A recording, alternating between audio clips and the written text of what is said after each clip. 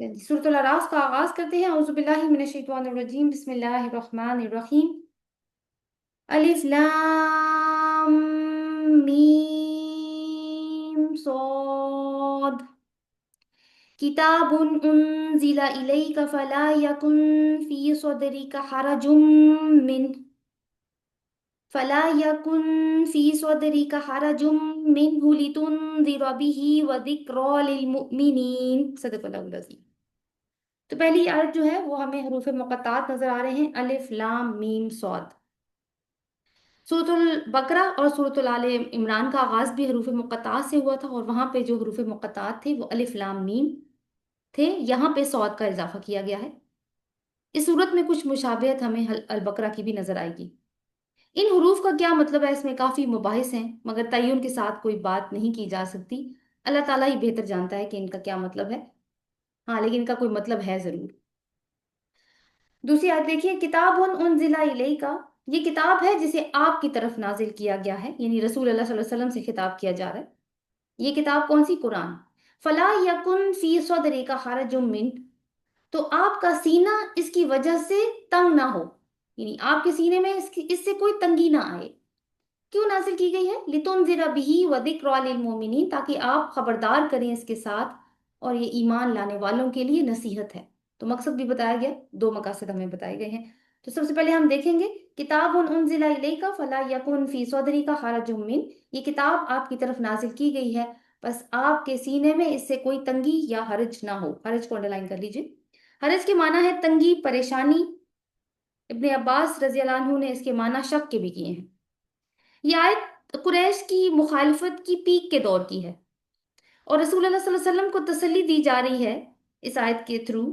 क्योंकि हालात ये हैं कि एक तरफ अहले मक्का के ओछे हथकंडे, साजिशें चल रही हैं, अहले ईमान को जिस्मानी और नफ्सियाती तशद्दुद दे रहे हैं, वो लोग गालम गलोच का सिलसिला जारी है, रोज नए नए मुतालिबात पेश कर रहे हैं। तो दूसरी तरफ इन्हीं लोगों में जाकर रसूल अल्लाह सल्लल्लाहु अलैहि वसल्लम ने रोज रोज अल्लाह के दीन का पैगाम भी पहुंचाना है। तो हम ये तसव्वुर कर सकते हैं कि एक दाई जो यहाँ पे रसूल अल्लाह सल्लल्लाहु अलैहि वसल्लम है, वो किस किस्म के मेंटल टॉर्चर से गुजर रहे हैं। तो इसका अंदाजा बखूबी लगाया जा सकता है। यानी हुजूर सल्लल्लाहु अलैहि वसल्लम लाख जतन करके भी परेशान थे, और परेशानी की एक वजह ये भी थी कि ऐसा ना हो कि मेरी तरफ से पैगाम को पहुंचाने में कोई कोताही हो गई हो, कि लोग इस पैगाम से कन्विंस क्यों नहीं हो रहे। तो ये दोनों चीजें आप सल्लल्लाहु अलैहि वसल्लम के दिल पर एक भारी बोझ की तरह थी। सूरह हूद में भी इस तरह का एक मजमून अदा हुआ है, आयत नंबर 12 में। फलअल्लका तारिका बादा मा यूहा इलैका व दाइकुम बिही सदरुक। पर शायद कि आप वही का कुछ हिस्सा जो आपकी तरफ उतरा है तर्क कर दें, कि आपका सीना तंग होता है। ये मजमून वहां पे भी डिस्कस हुआ है। सो अब आगे जाके ये बात आई है कि इसको यानी पहुंचाना है। अल्लाह ताला ने कहा कि इसको बिला झिझक लोगों तक पहुंचाना है आपने, और किसी चीज की परवाह नहीं करनी कि मुखालफीन इसको किस तरीके से ले रहे हैं, किस तरीके से वो इसका इस्तकबाल करते हैं। अगर वो बिगड़ रहे हैं तो बिगड़ते रहें, अगर मजाक उड़ाते हैं तो मजाक उड़ाते रहें, बातें छांट रहे हैं तो छांटते रहें, दुश्मनी में और सख्त हो जा रहे हैं, हुए जा रहे हैं, तो कोई परवाह ना करें। आपने इस तबलीग का हक पूरी तरह से अदा करना है। फिर यह है कि क्यों अदा करना है, उसके मकासद यहाँ पे बताए गए हैं। लितुनज़िरा बिही व ज़िक्रा लिल मोमिनीन, ताकि आप इसके साथ खबरदार करें। किसके साथ खबरदार करेंगे? इसी कुरान के साथ, जिसको वो सुनना नहीं चाहते, लेकिन खबरदार भी इसी के साथ ही करना है। तो और साथ में दूसरी बात ये बताई गई है कि ये मोमिनीन के लिए जिक्र है। सो एक तो कुफारे मक्का को लेके बात हुई है, और दूसरी मोमिनीन को लेके बात हुई है। जैसे पहले जिक्र हुआ कि सूरह का मौजू अंजार है, तो दो मकासद जो बताए गए हैं उसमें यह है कि असल मकसद तो अंजार ही है, यानी लोगों को रसूल की दावत कबूल ना करने के नताइज से खबरदार करना, और जो गाफिल हैं उनको अलर्ट करना, उनको चौंका देना।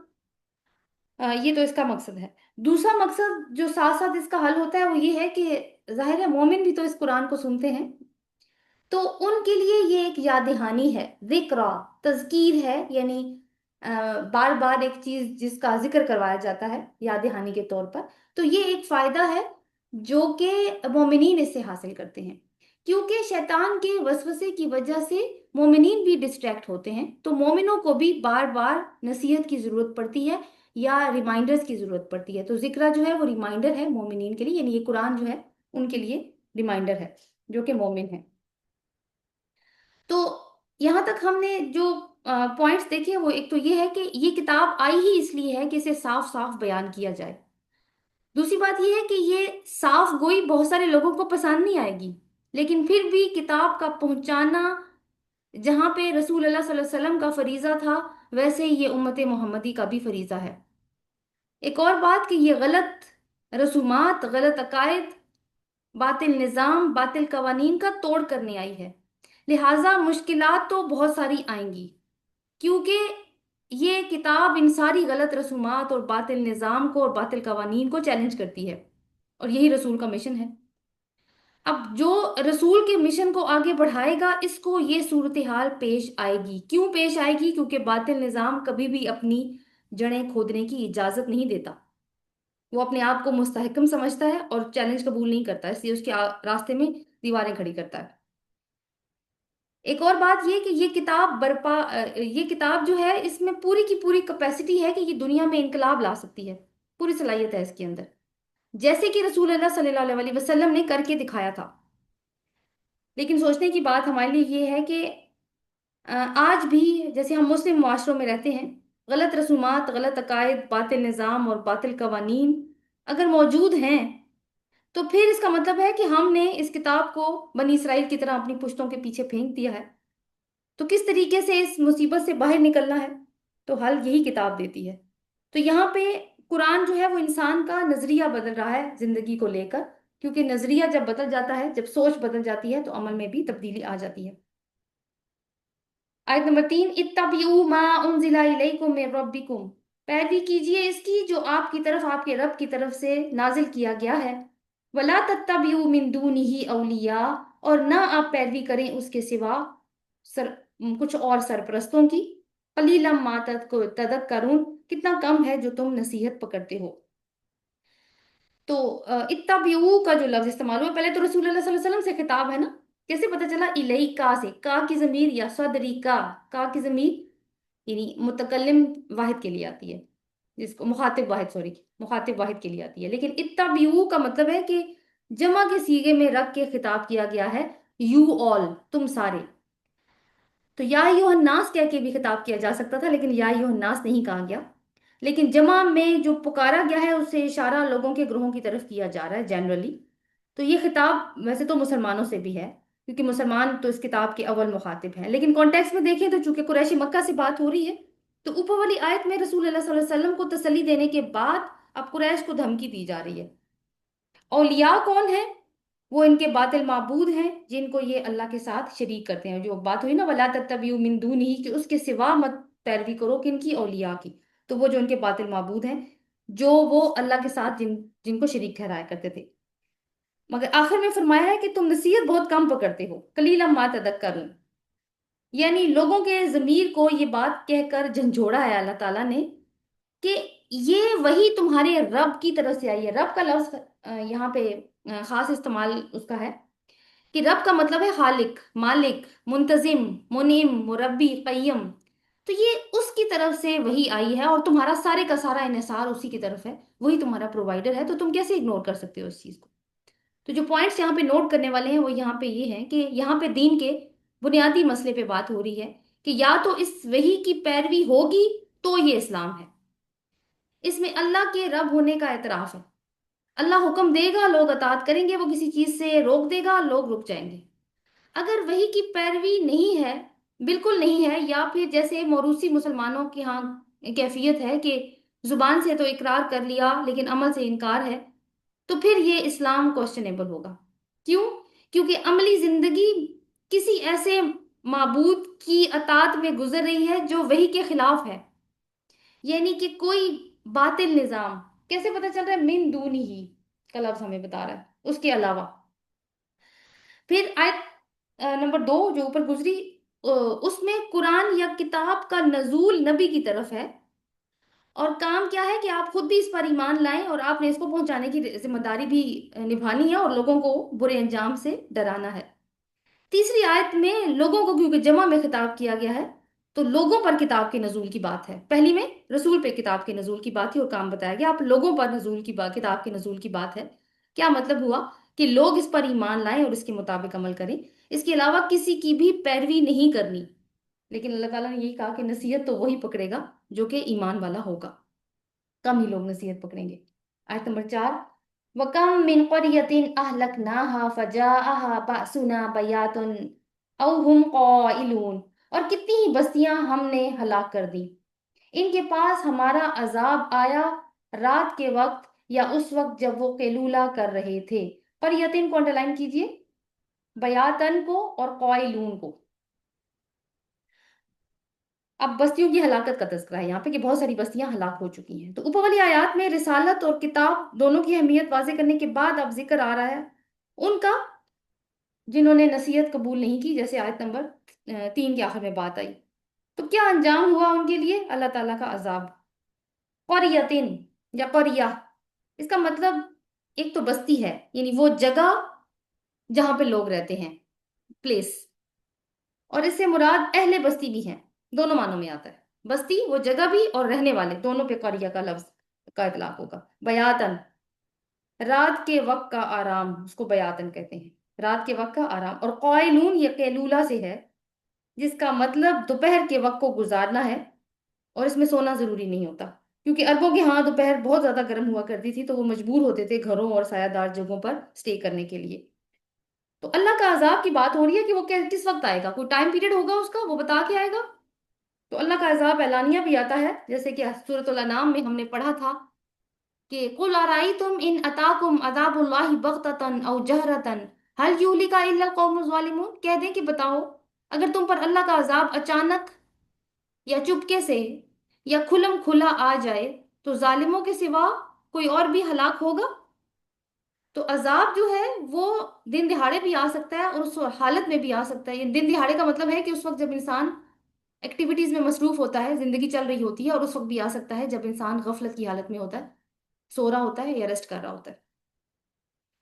یعنی بات جو کی گئی ہے وہ یہ بھی ہے اس میں آ رہی کہ تمہاری عبرت کے لیے ان قوموں کی مثالیں موجود ہیں جو قومیں اللہ کی ہدایت سے منحرف ہوئیں اور انہوں نے انسانوں اور شیطانوں کی رہنمائی اختیار کی، اور اتنی وہ بگڑ گئیں کہ آخرکار ان کا وجود زمین پر ناقابل برداشت ہو گیا، اور اللہ تعالیٰ کے عذاب نے پھر ان کو گھیر لیا اور اس گندگی سے پھر دنیا کو پاک کر دیا۔ اگلی آیت دیکھتے ہیں، آیت نمبر 5، فَمَا كَانَ دَعْوَاهُمْ إِذْ جَاءَهُمْ بَأْسُنَا إِلَّا أَن قَالُوا إِنَّا كُنَّا ظَالِمِينَ، تو نہ تھی ان کی پکار جب ان کے پاس ہمارا عذاب آیا مگر یہ کہ انہوں نے کہا بے شک ہم ہی ظالم تھے۔ تو جب عذاب آ گیا ہے اس وقت ان کے منہ سے جو سٹیٹمنٹ نکلی ہے وہ کیا ہے؟ اِنَّا كُنَّا ظَالِمِينَ، یہ یاد رکھنی ہے ہم نے سٹیٹمنٹ، بے شک ہم ہی ظالم تھے۔ یعنی رسولوں نے تو خبردار کیا تھا کہ اگر اپنی روش نہ بدلی تو عذاب آئے گا۔ اب جب کہ وہ دن آ گیا اور ان کو اندازہ بھی ہو گیا کہ ہم کس مصیبت میں گھر چکے ہیں، تو منہ سے جو اعترافی جملہ نکلا ہے وہ کیا ہے؟ بے شک ہم ہی ظالم تھے، یہ ہمارے ظلم کی وجہ سے آیا ہم پہ۔ یہ نہیں کہا کہ اللہ نے ہمارے ساتھ ظلم کیا ہے، کہ عذاب تو اللہ کی طرف سے آیا تھا نا، لیکن یہ نہیں ان کے منہ سے بات نکلی۔ کیا ظلم تھا ان کا؟ ایک ظلم تو ہمیں پتہ ہے کہ وہ شرک تھا، پھر یہ ظلم تھا کہ انہوں نے رسولوں کی بات نہیں سنی، وحی کو فالو نہیں کیا، باطل معبودوں سے لو لگائی، اور باطل نظام میں نہ صرف خوشی خوشی زندگی گزاری بلکہ اس کو تقویت بھی پہنچائی۔ اور یہ بہت اہم نقطہ ہے دیکھنے کا، ایک ہے باطل نظام میں زندگی گزارنا، مجبوری سے بھی گزاری جا سکتی ہے، کوئی اور چارہ نہیں ہے، ایک ہے خوشی خوشی زندگی گزارنا، اور ایک اوپر سے آن دا ٹاپ آف دیٹ باطل نظام کو تقویت پہنچانا۔ تقویت کیسے پہنچائی جاتی ہے باطل نظام کو؟ چپ رہ کر اسی نظام سے فائدہ حاصل کرنا، رزسٹ نہ کرنا کہ یہ نظام غلط ہے اور مجھے اس کے خلاف ریوولٹ کرنا چاہیے، بولنا چاہیے، یہ بھی نہ کرنا۔ اس کا مطلب ہے کہ ہم اس نظام کو طاقت پہنچا رہے ہیں۔ تو اس آیت میں دو باتوں کی وارننگ دی گئی ہے۔ ایک تو یہ کہ جب انسان سے کوئی یا قوم سے کوئی قصور سرزد ہو جائے اور اس قصور کی تلافی کا وقت بھی گزر گیا ہے اور اس کے بعد ہوش آیا اور اپنی غلطی کا اعتراف کیا تو یہ بیکار ہے۔ تو وہ شخص بھی اور وہ قوم بھی جو اللہ کی دی ہوئی مہلت کو ضائع کر دیتی ہے اپنی غفلت کی وجہ سے، حالانکہ جو دائی اللہ ہیں وہ ان کو پکار رہے ہوتے ہیں صحیح راستے کی طرف، لیکن وہ ان کی آوازوں کو ایسے سنتے ہیں جیسے بہرے کانوں سے سنی جاتی ہیں، اور ہوش ان کو اس وقت آتا ہے جب اللہ تعالیٰ کا مضبوط ہاتھ ان کے اوپر پڑ چکا ہوتا ہے۔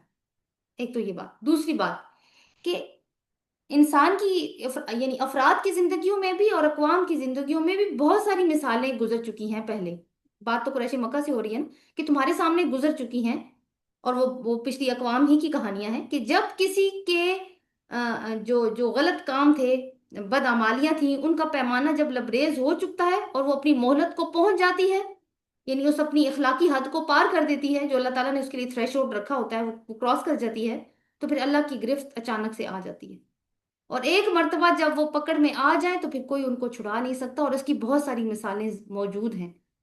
تو کیا یہ ضروری ہے کہ انسان ایک ہی غلطی بار بار دہراتا چلا جائے اور ہوش میں آنے کے لیے اس آخری گھڑی کا انتظار کرے کہ جب عذاب دروازے پہ دستک دے دے اور انسان کہے کہ انا کننا ظالمین، کہ بے شک ہم ہی ظالم تھے؟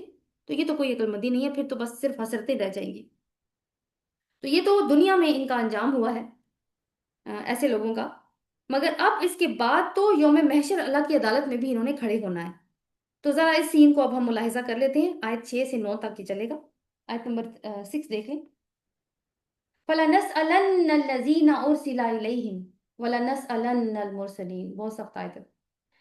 البتہ ہم ضرور سوال کریں گے یا باز پرس کریں گے ان لوگوں سے جن کی طرف رسول بھیجے گئے تھے، اور البتہ ہم ضرور باز پرس کریں گے یا سوال کریں گے رسولوں سے۔ تو رسولوں سے بھی سوال ہوگا اور ان اقوام سے بھی سوال ہوگا جن کی طرف رسول بھیجے گئے تھے۔ تو ان آیات کو ہم ایک ٹائٹل دے سکتے ہیں کہ رسالت کی ذمہ داری اور امتوں کا جواب۔ تو اللہ کے رسول جو بھی آئے وہ دو چیزوں سے لوگوں کو ڈراتے تھے۔ نمبر 1، عذاب سے، جو کیسے آتا ہے، رسول کی تکذیب کر دی تو لازماً آ جائے گا، اور دوسری کہ یہ تو دنیا کا ہے، اور آخرت کی سزا اور جزا سے بھی۔ تو جب اللہ تعالیٰ ذمہ داری دیتا ہے تو اس ذمہ داری کا حساب کتاب بھی وہ لیتا ہے۔ تو پہلے کس سے سوال ہو رہا ہے؟ ان سے جن کی طرف رسول بھیجے گئے تھے، یعنی کہ امتوں سے سوال ہو رہا ہے، اور امتوں سے جو باس پرس ہوگی وہ میں آپ کو قرآن سے ہی بلکہ بتاتی ہوں۔ سورۃ الملک کی آیات ہیں 8 سے 11۔ یہ تو ہماری وہ روٹین کی بات ہے نا کہ ہم پڑھتے ہیں۔ یہ وہ سین ہے جب لوگوں کو جہنم میں ڈالا جا رہا ہوگا اور جہنم جو ہے وہ غصے سے چیخ رہی ہوگی۔ تکاد تمیز من الغیظ، یعنی قریب ہوگی کہ وہ غصے سے پھٹ جائے۔ کلما القی فیہا فوج سألہم خزنتها الم یاتکم نذیر، جب کبھی بھی اس کے اندر کوئی گروہ ڈالا جائے گا تو اس کا چوکیدار، یعنی اس جہنم کا چوکیدار اس سے پوچھے گا کیا تمہارے پاس کوئی ڈرانے والا نہیں آیا تھا؟ اب آپ سوال پہ غور کیجئے، کیا تمہارے پاس کوئی ڈرانے والا کون ہے؟ رسول۔ کیا تمہارے پاس کوئی رسول نہیں آیا تھا؟ یہ پوچھیں گے اس سے۔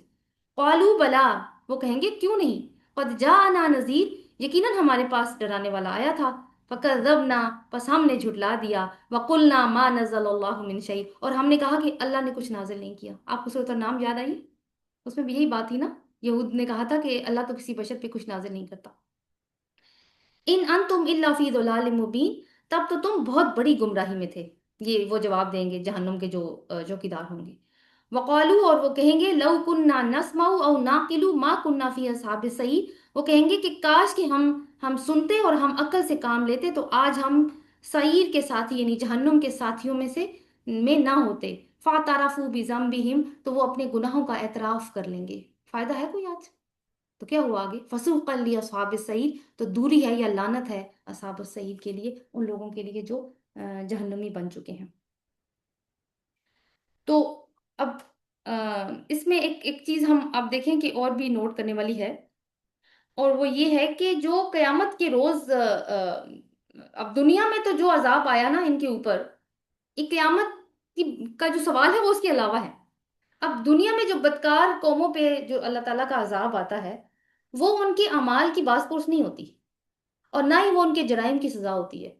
وہ تو بالکل اس کی مثال یوں سمجھیے کہ جیسے کوئی اشتہاری مجرم ہے نا جس نے بہت سارے جرائم کیے ہیں اور وہ کھلا پھر رہا ہے اور دنیا میں اپنا ظلم اور فساد پھیلاتا جا رہا ہے، اور اچانک سے اس کو گرفتار کر لیا جائے، اور وہ مزید ظلم اور فساد کا سلسلہ رک جائے یا اس سے وہ موقع چھین لیا جائے۔ یہ بالکل ایسے ہی ہے کسی قوم کو عذاب دینا، کہ وہ جو فساد پھیلا رہی تھی دنیا میں، اب اس سے وہ موقع چھین لیا گیا۔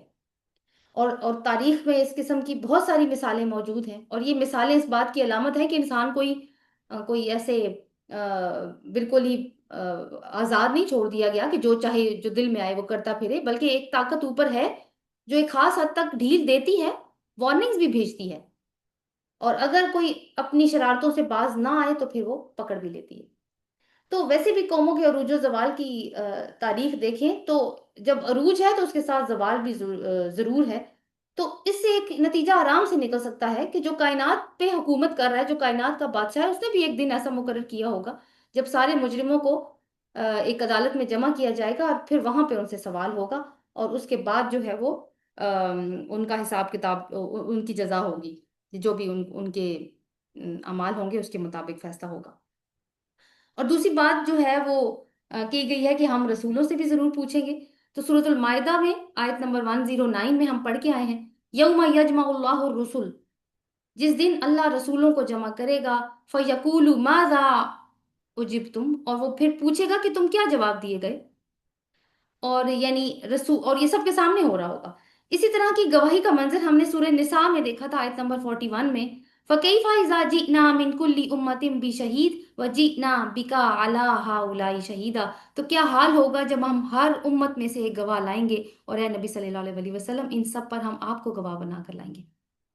اور پھر حجۃ الوداع میں حضور صلی اللہ علیہ وسلم سے جو گواہی، حضور صلی اللہ علیہ وسلم نے لوگوں سے جو گواہی لی تھی، اس کو بھی اگر ہم اس کے ساتھ جوڑ لیں تو وہ کیا گواہی لی تھی کہ کیا میں نے پہنچا دیا، یعنی جو جو فریضہ رسالت مجھے ملا تھا کیا میں نے اس کو ادا کر دیا۔ تو اس سے معلوم ہوتا ہے کہ یہ کس قدر اہم فریضہ ہے، اللہ تعالیٰ کا پیغام جو بھی رسول تک آئے اس کو لوگوں تک اسی طرح پہنچا دینا، چاہے وہ جیسے دوسری آیت میں بات ہے کہ چاہے اس سے سینہ گھڑتا ہو، حالات کتنے ہی برے ہیں، انہی لوگوں میں واپس جانا ہے جو سننا ہی نہیں چاہتے، شکل بھی نہیں دیکھنا چاہتے رسول کی، لیکن رسول نے اپنا کام کرنا ہی کرنا ہے۔ تو اس کا مطلب کیا نکلتا ہے کہ آخرت کی جو باز پرس ہوگی وہ رسالت کی بنیاد پر ہوگی۔ کیسے؟ ایک طرف تو پیغمبروں سے پوچھا جا رہا ہے کہ تم نے جو اللہ تعالیٰ نے تمہیں رسپانسبلٹی دی تھی اللہ کا پیغام پہنچانے کی، اس کو پہنچانے کے لیے تم نے کیا کیا کیا، اور دوسری طرف جن لوگوں تک رسولوں کا پیغام پہنچا ہے ان سے سوال پوچھا جائے گا کہ جب پیغام تمہارے پاس پہنچ گیا تھا تو تم نے اس پیغام کو کس طریقے سے ٹریٹ کیا، کیا برتاؤ کیا تم نے اس پیغام کے ساتھ۔ اب اس میں ایک یہ چیز آتی ہے کہ کچھ لوگ ایسے میں بھی ہو سکیں کہ جن پر نہ پیغام پہنچا ہو، اس بارے میں قرآن ہمیں کوئی رہنمائی نہیں کرتا، وہ فیصلہ اللہ تعالیٰ کے پاس ہے۔ لیکن اب ہم اپنی بات کریں تو ہم تک تو پہنچ چکا ہے نا، تو جن تک پیغمبروں کی تعلیم پہنچ چکی ہے ان کے متعلق تو صاف قرآن یہ کہتا ہے کہ ان پہ اتمام حجت ہو چکا ہے، اب جو بھی ان کا انجام ہوگا وہ ان کے اعمال کے مطابق ہوگا۔ آگے دیکھتے ہیں آیت نمبر 7، فَلَنَقُصَّنَّ عَلَيْهِمْ بِعِلْمٍ وَمَا كُنَّا غَائِبِينَ، بس البتہ ہم ضرور بیان کر دیں گے ان پر ساتھ علم کے، وَمَا كُنَّا غَائِبِينَ، اور ہم کہیں غائب تو نہیں تھے۔ اور آپ دیکھیں کہ کچھ آیات ایسی اتنی پاورفل ہوتی ہیں نا کہ بولنے والے کی بولتی بند کر دیتی ہیں۔ تو اب اوپر کیا بات چلی؟ گواہیوں کی بات چلی، سوال جواب کی بات چلی۔ ہو سکتا ہے کوئی ان آیات کو پڑھ کے یہ سمجھے کہ سارا معاملہ تو گواہیوں کا ہے، تو کچھ بھی کہہ دیا بات بن جائے گی، خاص کر مجرموں کا یہ معاملہ ہو سکتا ہے، لیکن ایسا نہیں ہے۔ اس میں ایک لفظ ہے فَلَنَقُصَّنَّ، اس کا مطلب ہوتا ہے قصہ بیان کرنا، یعنی بہت ڈیٹیل کے ساتھ ساری زندگی کی تفصیلات سے آگاہ کر دینا۔ تو اللہ ہر ایک کو اس کی ساری زندگی کے اعمال تفصیلاً بتائے گا، اور کیسے؟ اپنے علم کے ساتھ، یعنی پوری C C T V footage records کے ساتھ سامنے رکھ دی جائے گی کہ کوئی انکار کی گنجائش ہی نہ بچے۔ اور اللہ نے کہا ہم کہیں غائب تو نہیں تھے۔ غائب کا کیا مطلب ہوتا ہے؟ غائب کا ایک مطلب ہوتا ہے ایبسنٹ ہونا، اور دوسرا ہوتا ہے نظر نہ آنا۔ تو اللہ نظر نہیں آتا، یہ بات ہم نے پڑھی تھی نا کہ اس کو نگاہیں نہیں پا سکتی سورۃ الانعام میں، لیکن وہ نگاہوں کو پا لیتا ہے۔ تو وہ نظر نہیں آتا، لیکن کیا وہ ایبسنٹ ہے؟ نہیں، وہ ایبسنٹ نہیں ہے۔ ایک لمحے کے لیے ہم اس بات کو انٹرنلائز کریں کہ وہ ایبسنٹ نہیں ہے اور وہ ساتھ ہے ہمارے، تو کیا فیلنگ ہوتی ہے ہماری؟ سورۃ الانعام میں ہم نے دیکھا تھا کہ قریش کے ایمان نہ لانے کی وجہ کیا تھی؟ کہ اللہ نظر نہیں آتا، اس کے فرشتے نظر نہیں آتے، وہی اترتی نظر نہیں آتی۔ تو آخرت میں کیا بتایا جا رہا ہے؟ کہ وہ کبھی بھی غائب نہیں تھا۔ وہ تو یہ بھی جانتا ہے کہ حضرت محمد صلی اللہ علیہ وسلم اور باقی رسولوں نے اللہ کا پیغام پہنچانے میں کیا سخت ترین محنت کی ہے، اور یہ بھی کہ ایک ایک شخص نے ان کو کس طرح کا رسپانس دیا ہے۔ سورۃ الحدید کی ایک آیت کا حصہ ہے کہ وَهُوَ مَعَكُمْ أَيْنَمَا كُنْتُمْ، وہ تو تمہارے ساتھ ہوتا ہے تم جہاں کہیں بھی ہوتے ہو۔ اگلی آیت دیکھتے ہیں، آیت نمبر 8، الوزن یومئذ الحق، اور وزن اس دن حق ہوگا۔ حق کو ڈلائن کر لیتے ہیں۔ فمن ثقلت موازینہ فاولئک هم المفلحون، تو جو کوئی جن کے یعنی میزان یا ترازو بھاری ہوں گے تو وہی لوگ ہیں جو فلاح پانے والے ہیں۔ حق کا مطلب کیا ہے؟ حق کا ایک مطلب ہے کوالٹی، یعنی وزن رکھنے والی چیز اس دن صرف حق ہوگی، باطل کا کوئی وزن نہیں ہوگا۔ یعنی ریاکاری والے نیک اعمال، نمائشی نیکیاں، چونکہ ان میں نیت اللہ کی رضا حاصل کرنے کی نہیں تھی، اس لیے پہاڑوں کے برابر بھی ایسی نیکیاں ہوں گی تو اللہ کا جو میزان یا ترازو ہے وہ ہلے گا بھی نہیں، اور اگر وہ سوئی والا ہے تو اس میں ذرا ڈیفلیکشن نہیں ہوگی اس سوئی میں۔ لیکن وہ ذرا برابر نیکی جو خلوص نیت سے کی گئی ہوگی وہ پلڑے پہ رکھی جائے گی تو پلڑا جھک جائے گا۔ تو اور دنیا اور آخرت کے ترازو میں فرق ہے۔ دنیا کا ترازو چیز کا وزن بتا دیتا ہے۔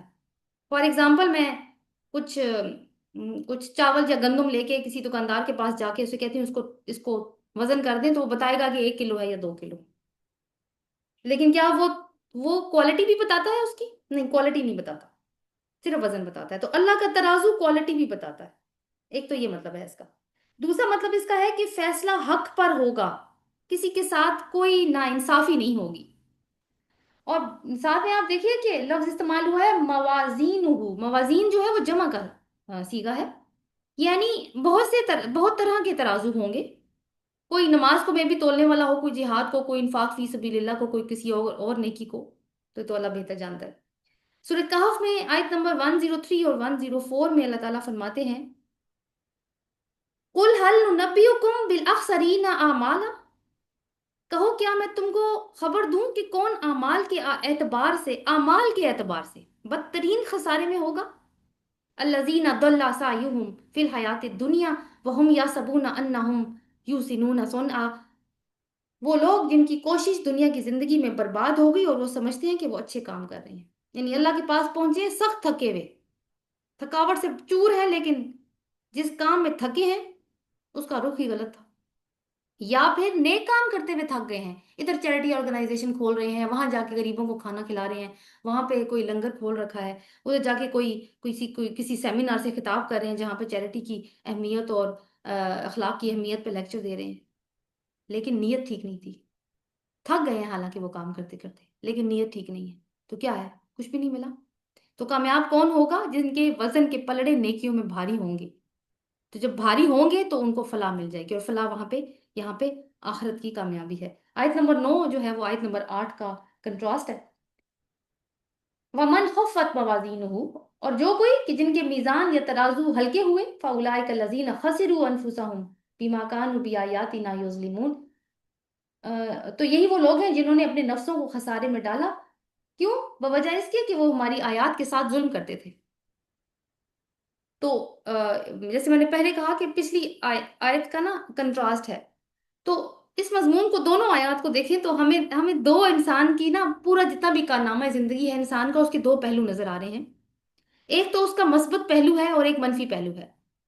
مثبت پہلو کیا ہے؟ وہ جو پچھلی آیت میں بیان ہوا، حق کی بات آئی، یعنی حق کو جاننا، حق کو ماننا، حق کی پیروی کرنا، حق کی خاطر کام کرنا اس میں شامل ہوگا۔ اور آخرت میں اگر کوئی چیز قیمتی اور وزنی ہے تو ہمیں اس آیت سے پتہ چل رہا ہے کہ وہ حق ہی ہے۔ لیکن کانٹریری ٹو دیٹ، اس سے بالکل اپوزٹ، اگر حق سے غافل ہے انسان، حق سے منحرف ہو چکا ہے، یا تو اپنی خواہشات نفس کے پیچھے پڑا ہوا ہے، یا دوسرے انسانوں یا شیطانوں کی پیروی کرتے ہوئے غیر حق کی راہ میں سفر کر رہا ہے، تو یہ منفی ہیں، یہ سارے منفی پہلو ہیں۔ اور منفی پہلو اپنے اندر کوئی اہمیت نہیں رکھتا، لیکن اپنے اندر تو کوئی اہمیت نہیں رکھتا، ساتھ کر کیا رہا ہے کہ مثبت پہلو کو بھی منفی کر دے گا۔ جیسے کہ بہت بڑی اماؤنٹ ہو करोड़ों की अमाउंट हो, उसको जीरो से मल्टीप्लाई करें तो वो जीरो हो जाती है। और फिर आप देखिए कि पलड़े में एक तरफ नेकियां रखी जाएंगी और एक तरफ बुराइयां रखी जाएंगी, तो अब देखा जाएगा कि कौन सा पलड़ा भारी है। भारी पे काम आ रहा है ना, बात आ रही है ना। इसका मतलब है कुछ नेकियां तो है ना, लेकिन चूंकि गुनाहों का पलड़ा भारी हो गया है, इसलिए उन नेकियों की भी वैल्यू खत्म हो चुकी है। तो आखिरत में इंसान की जो फलाह है उसका इन्हिसार इस बात पर है कि जो जो भी वो कारनामा करके जाए, उस पे उसके जो मस्बत पहलू हैं वो इतने ज्यादा हो कि मनफी पहलू पर वो गालिब आ जाए, ताकि कोई ऐसा सीन भी आ जाए कि किसी के ऊपर कोई जुल्म किया हुआ है और अपनी नेकियां उसको देनी पड़ रही हैं, तो देकर भी हिसाब किताब में कुछ उसके पास बचा रह जाए। वरना तो वो कहते हैं ना, बैंकरप्ट होने वाली बात है कि अच्छी अमाल तो जो थोड़े बहुत थे वो भी सब खत्म हो गए। वजह क्या थी इस चीज की, क्यों हुआ ऐसा? अल्लाह ताला ने कहा आखिर में, देखिए आयत के, बीमा कानो भी आयात ना यजलिमून, कि वो अल्लाह ताला की आयत का